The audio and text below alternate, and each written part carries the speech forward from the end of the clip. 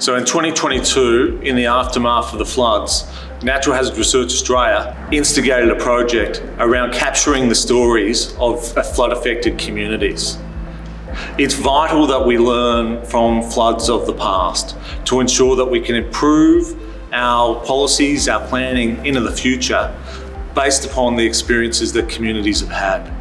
Ensuring that we've got policy which is based upon science and evidence to inform a future where we've got safer, more resilient and sustainable communities. We know that agencies are already using it, which is fantastic. It demonstrates the value of the research.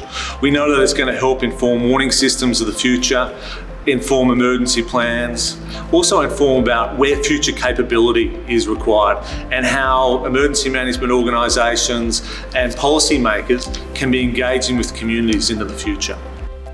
So the research really highlights the role that the community played during the flood response and also reflects on the policy implications of these findings and how emergency management organisations and policymakers can be working closer with communities to ensure that emergent volunteer behaviour can be captured in future emergency management plans.